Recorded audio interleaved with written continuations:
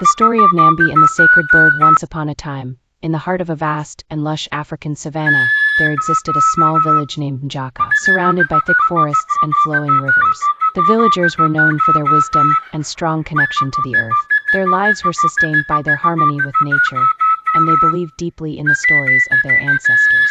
Among these stories was the legend of the sacred bird, a mysterious creature said to protect the village and bring fortune to anyone who earned its favor. In Njaka lived a young woman named Nambi, renowned for her kindness, intelligence, and fierce independence.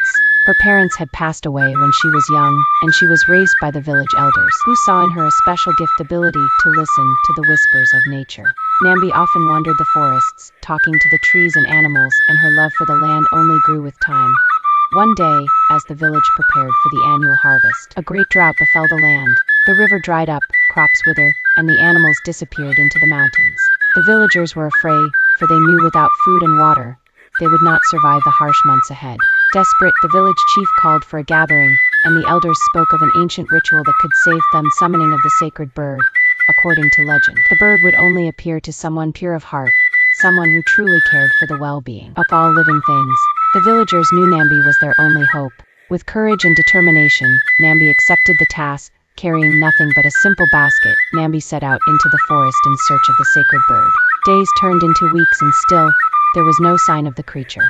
Weary and hungry, she continued to walk deeper into the woods until she reached a clearing she had never seen before. In the middle of the clearing stood a giant baobab tree, its roots digging deep into the earth, and there, perched on one of its branches, was the sacred bird, its feathers shimmering in gold and emerald. The bird spoke in a voice that echoed through the trees. "Why do you seek me, child of the earth?" Nambi bowed her head respectfully. "Great bird, the people of my village are suffering. Our crops have withered, our rivers are dry. We have no food or water. Please, help us bring life back to our land." The bird's eyes gleamed with wisdom. "Many have come before you, seeking my power for their own gain. Why should I help you?" Nambi looked up, her heart heavy with empathy. "I do not ask for myself. I ask for my people, for the animals and plants that share this land. We have lived in harmony for generations, but now, we need your guidance to restore that balance." The sacred bird studied her for a moment, then spread its wings wide.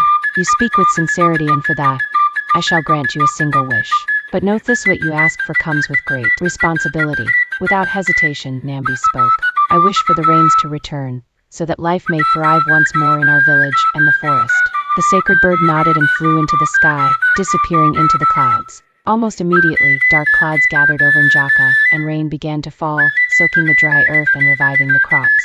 The rivers filled once again, and the animals returned. The village was saved and the people rejoiced, but the story does not end there. The sacred bird had one final lesson for Nambi and her people.